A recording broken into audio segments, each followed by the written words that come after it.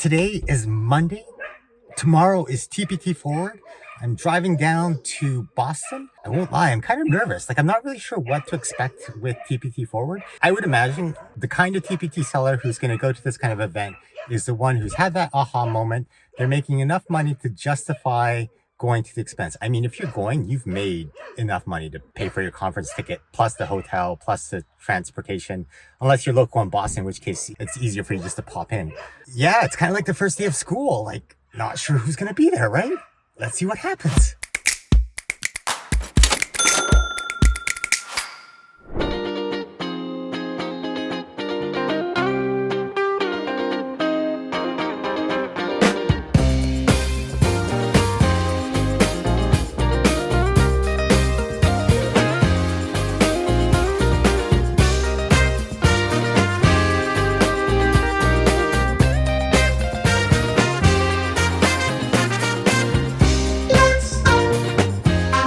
So we're en route to TPT Forward in Boston, and I'm thinking about the differences between Canadians and Americans, in the sense that when you start selling on TPT and you start to crank out products, it becomes time to start optimizing what you do.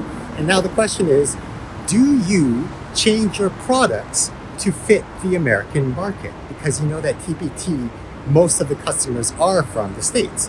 So an example of that is if you live in a country that has A4 paper, do you change it to letter size paper? If you have Canadian spelling, do you change it to American spelling? It doesn't seem like a big deal. And yet, if I was teaching a resource, if I taught math, would I use something that had Fahrenheit instead of Celsius? I don't know if that would be an influencing factor for everyone, but I wonder if it would be an influencing factor for some. And so then the question is, who are you selling to? Do you then sell two versions where you have a Canadian version and an American version? Because then it gets complicated, right? Because the more files you have, the more confusion there is for teachers. The whole point is just to keep it simple. So something to think about. Who are you selling to and what do they want? All right, see you at the next rest stop.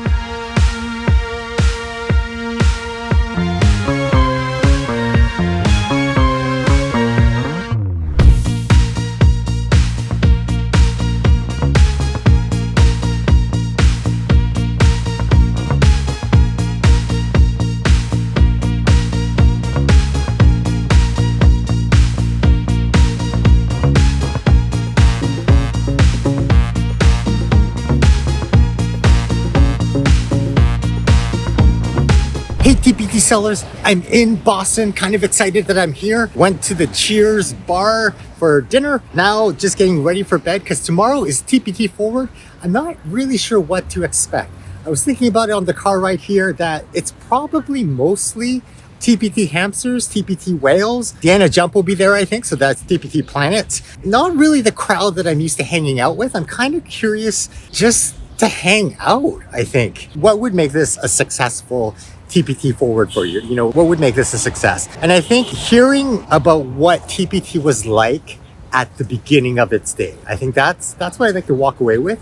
I mean, I have technical questions like, do you outsource the VAs and how much do you pay your VAs?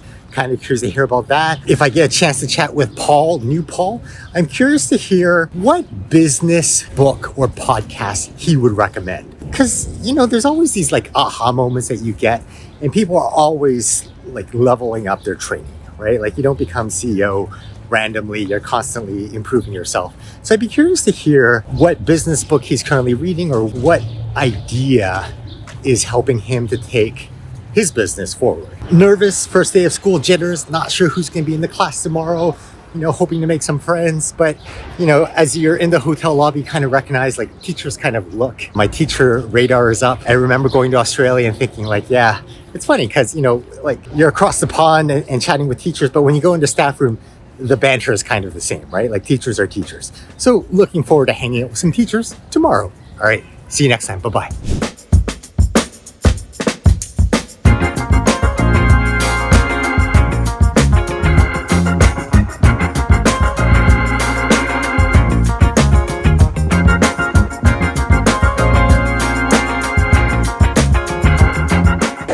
So we just finished the keynote speak.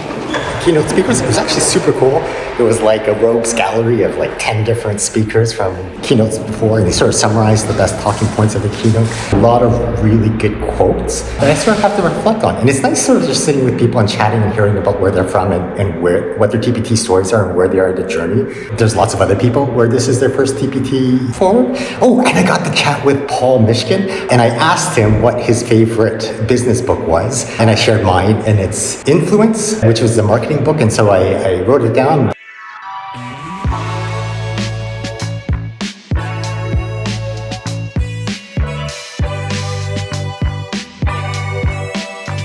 Just finished Mikey D's session on imposter syndrome, and the quote, I guess he surveyed the other presenters, and I thought it was fascinating that 100% of the presenters have felt imposter syndrome. And I thought that was fascinating. A lot of imposter syndrome.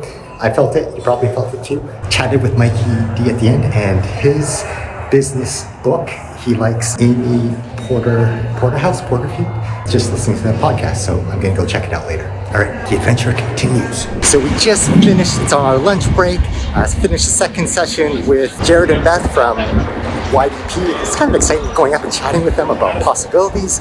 And now just trying to find this place. I didn't get a chance to ask Jared and Beth what their favorite business book or podcast was, but I did invite them out for lunch or dinner, so maybe they'll take me up on it. We'll find out then. All right, see you in a bit.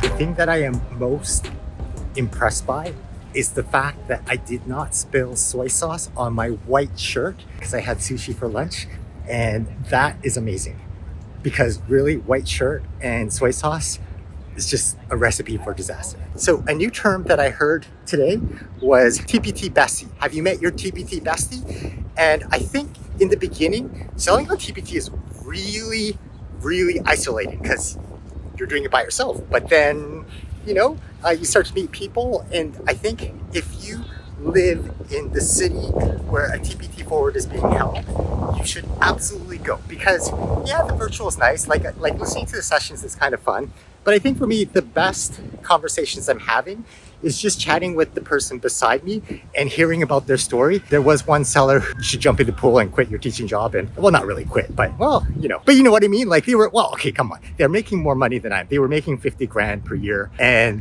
there were some other things about school that wasn't going fantastic. And I just sort of wondered, why haven't you quit? I'm not recommending that everyone quits their day job, but I do find as a TPT seller, as a full-time digital nomad entrepreneur, the great thing is you get to make your own schedule. So I have a lot of flexibility in my day. So it's funny listening to the TPT Seller keynote speakers all talk about common themes, realizing you're not alone, both from a mental health perspective, but also from a TPT seller perspective. If you are a new seller and you live in the city where TPT Forward is being held, and you sort of think like, I'm kind of liking this TPT thing, and you're looking up videos for TPT seller tips and tricks, then you should 100% go to an in-person event, because it's like pay to play, right? It requires a certain amount of money to be able to come here, which means that those sellers and their businesses are making enough money to justify the cost. Chatting with them to hear about their stories, it sort of normalizes the hard work that you're putting in. If you live in the city where there's a TPT Forward being held, you should 100% go. Something else I thought was interesting, if they're making so much money in their store, then why not leave the profession? And one of them had an interesting answer, which was health insurance, right? Because when you leave the profession, you have to cover your own health insurance, and it might be a better deal to stay within the profession, within your school district. And then someone else is talking about like your retirement fund and retirement pension pays. So it's not just simply, are you making enough money to leave the profession? Or, if you enjoy this part, something to think about.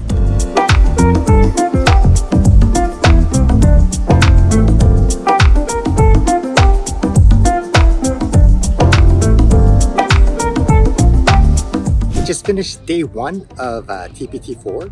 My brain has completely melted. I think it's kind of cool seeing people at different stages of the game. So there are people who just kind of started their store. There are people who make like hundreds of dollars and then thousands of dollars. And then there are people who make like mega money. It's kind of interesting because it almost feels like there's an insiders club. I think the highlight of my day was when I was chatting with someone at happy hour and just started chatting away, and they said, "Are you on YouTube?" And I said, "Yeah." And then it turns out like they watch the SEOTpreneur channel. And then she said like, "Oh no, I haven't been watching it since school let out," because she watches it during lunch hour. So I thought that was super cool. It's just nice to sort of chat. And then it makes me wonder, where will I be in 5 years, in 10 years? People have been grinding away at their stores, right? Like you don't know their backstory. I just realized today that like there's a whole team of them behind that store. And I think it's super cool that you get your store to the point where you can hire people. It's kind of cool to see where I might be able to grow to. I remember listening to someone chatting today. They were chatting about like how they had sort of hit the 7-figure mark and now they have a bunch of people working for them. And they were saying like, you know, I didn't plan to become a principal, but it kind of is like that. Like as I guess we all start as teachers and then we become teacherpreneurs. And then as our businesses grow, we start to outsource things. And then you go from independent contractor to employee. And then you're offering retirement benefits. And then you're no longer doing the technical stuff. You're kind of like a principal managing people. I'm sitting down because I'm trying to catch one of these, like the squirrels. The squirrels here are fed really well in the park. And I'm trying to see if a squirrel will come up to me because they're like very super not afraid of people. Not afraid of people at all.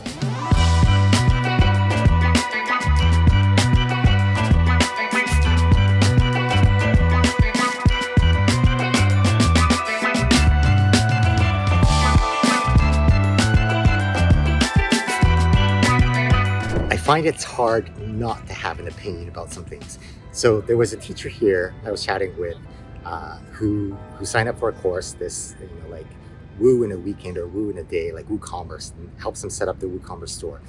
I would 100% not recommend setting up WooCommerce for any TPT seller unless you are a TPT whale and about to leave the platform, for so many reasons discussed in different videos. So anyways, this person was saying like how someone bought something off their store and the payment went through, but then the product didn't arrive at the person, like the person purchasing didn't receive the product, and then the seller now has to go through WooCommerce to figure out what goes wrong and get like Woo support to look into it. And that's a whole element of stress that I don't think any TPT seller needs to deal with unless you're in that 0.1% where you make so much money off of TPT that you're considering leaving the platform because you're a whale. I think what we need is to set up our website on our own domain, build on our land using WordPress, figure out your unfair advantage. So I was chatting with one teacher who has a PhD. Oh my gosh, lean into that. Like teaching resources made by someone with a doctorate, like that's not very common. So yeah, 100% lean into that. The point of the website is to become the authority, the experience, the expertise, which leads to trust, and trust leads to sales. I think you can do that all with a WordPress website, like a blog. You do not need to set up WooCommerce. 100% no. Think about all the extra headache and baggage you're creating by creating a separate sales platform, whereas really you could be spending that time creating content that ranks on Google, become that authority, get the email list, and then send that traffic to TPT. So prove me wrong. If you signed up for that course or you love WooCommerce on your WordPress site, I'd love to hear from you in the comments.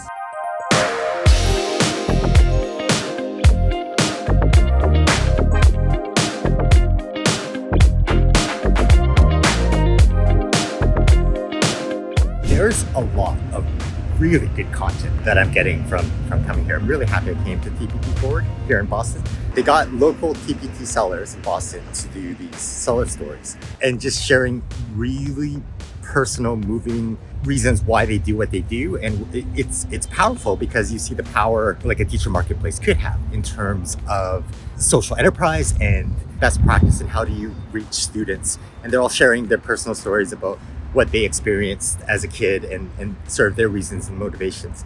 So I found that really powerful. And then I went to this session about 100 blog posts, like how to get 100 blog post topics in an hour. It was fascinating to hear from a seller who's hit that 7-digit mark, to hear what she's doing. And I didn't know what an unconference is, but then someone explained to me it's kind of like where the presenters were sort of the flips.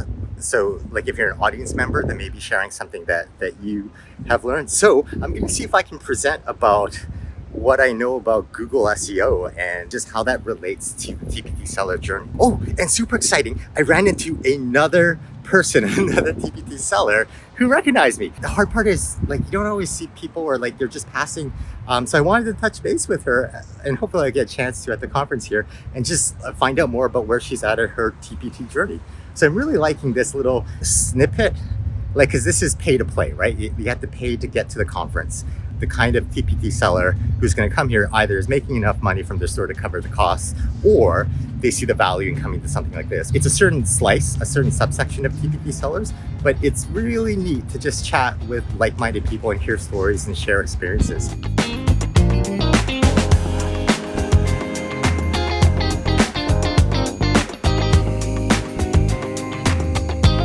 Hey TPT sellers, so just finished day 2 of the Boston conference, and I thought it was really cool because the unconference part was we all got split up in different rooms, and then there were a bunch of different tables with different topics, and then within those topics there were some questions within a goldfish bowl. You sort of pull up a question and ask and just discuss about it. I thought that was pretty cool and laid back.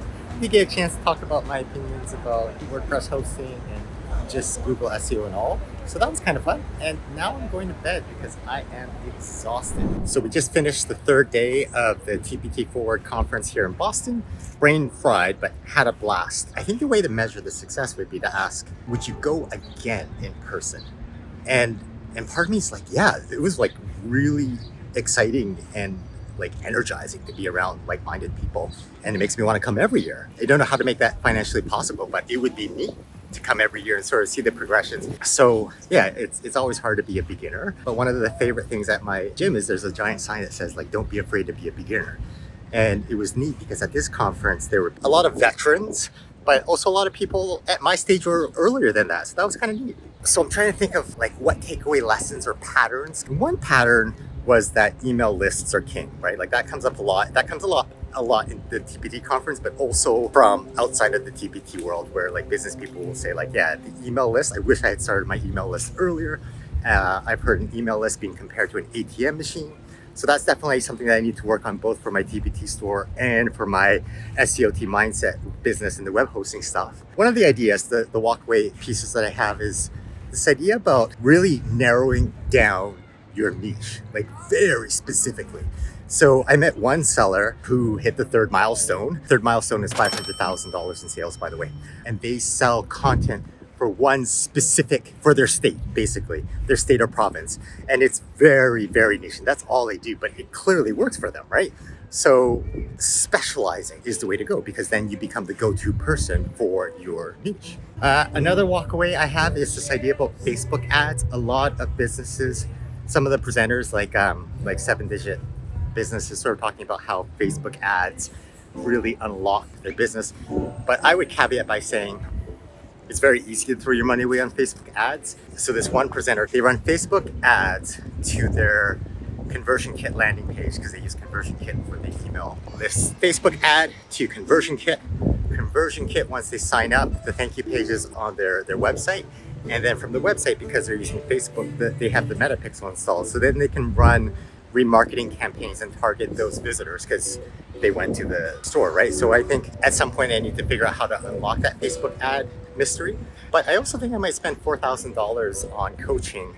And that's very specific. Like in the past, I've thought about getting coaching. A lot of the top business people I listen to, they'll talk about the value of coaching and upgrading their game.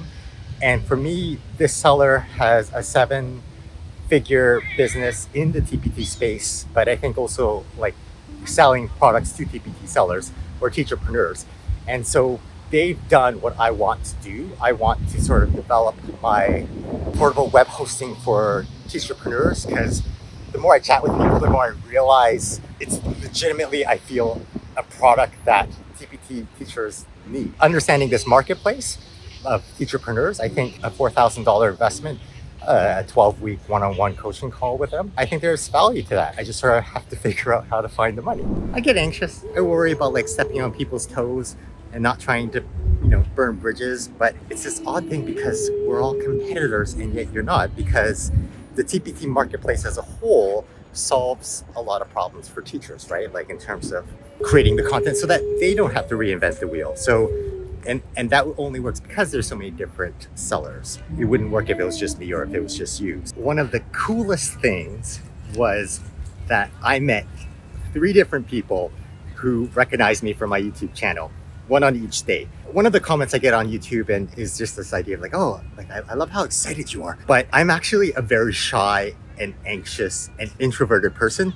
that's just my teaching persona, right? Like on teaching, I love the stage of teaching this, like performing in front of the students and just capturing their attention that way. I really enjoy that and really missing that in the classroom. I think it's interesting because like at this event, I made the effort to chat and make small talk and genuinely interested in listening to people's stories about their stores. So for those of you who met me at the TPT conference here in Boston, I'm like socially anxious and I'm worried that, like I'll regret some of the things that maybe I said to people, like, oh, maybe I shouldn't have asked that, or maybe I should have said that. But that's sort of reality, right? I haven't figured out yet if I can muster the courage to go to the last social thing, like the last goodbye.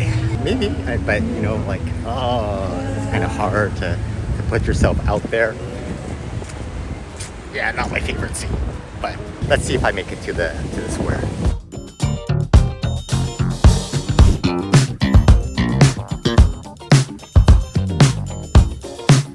I tried. I couldn't muster enough energy or courage to go up and chat with people. But I had some snackies. Snackies were yummy. And I think next time I will try and make an effort to go to the last social and just chat with people. It's hard for me. It's easier for me to sit down beside someone in like a meeting and make small talk as opposed to like at a party scenario. But I'll try.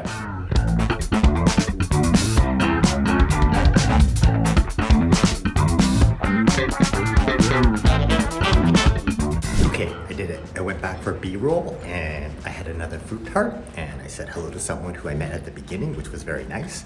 And I said hello to some other people. It's funny how work will make me work. All right, and now I'm going to run away. Run away.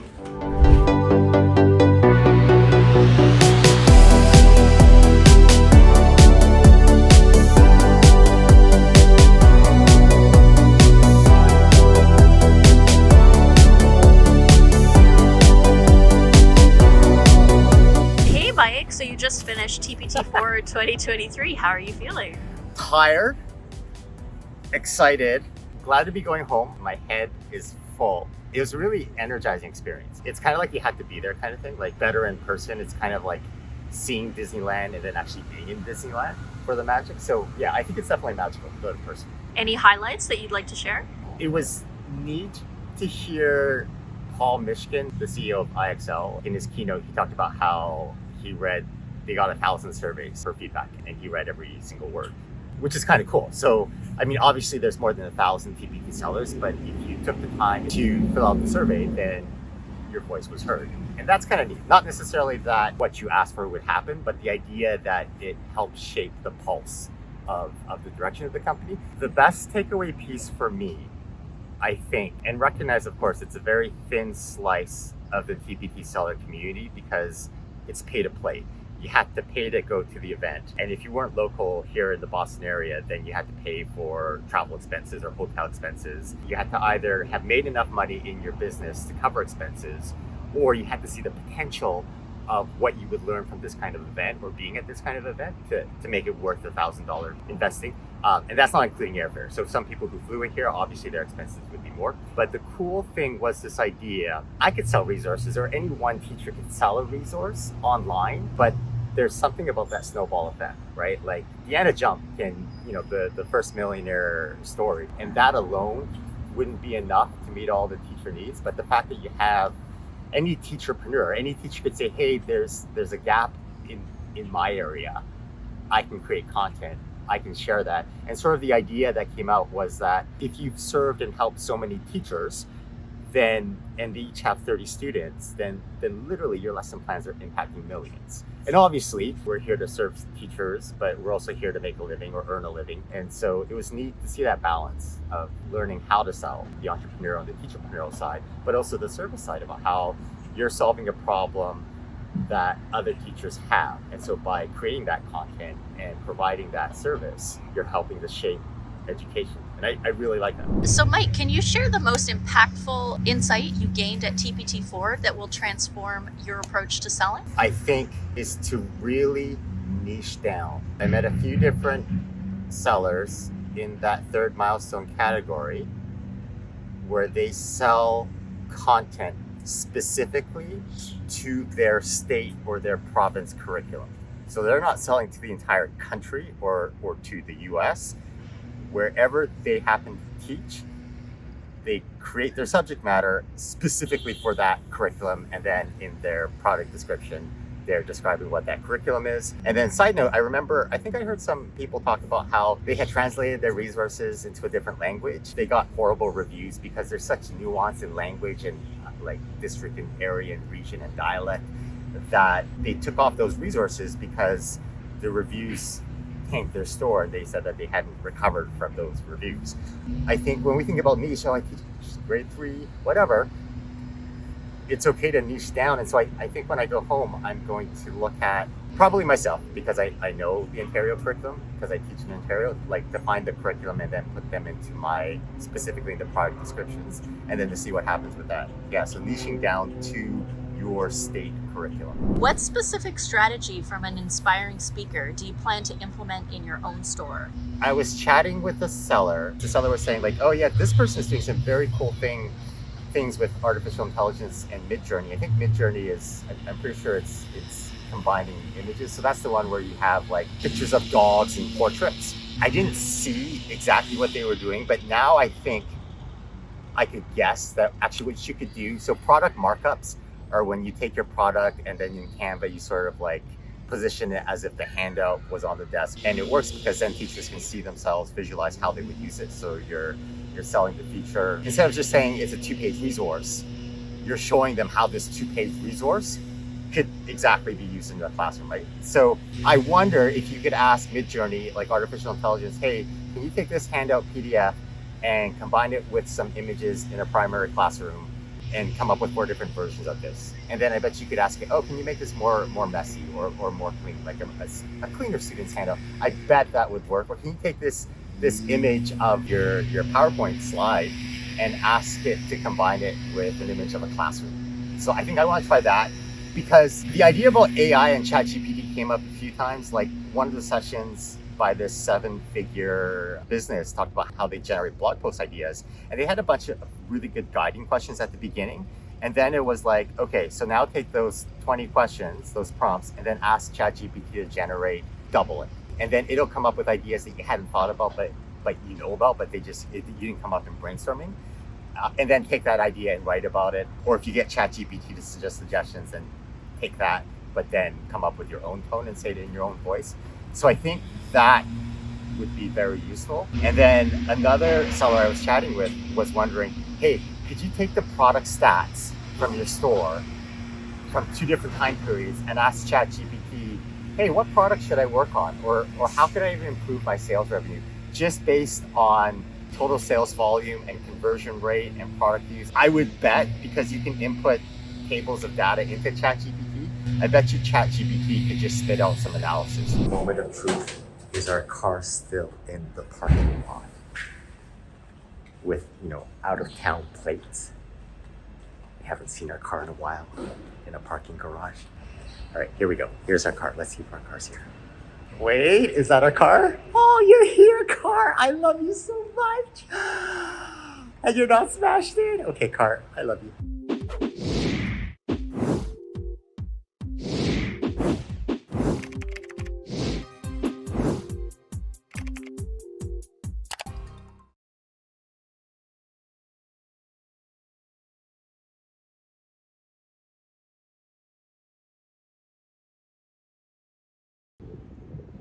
This is crazy close. Okay, bye, buddy.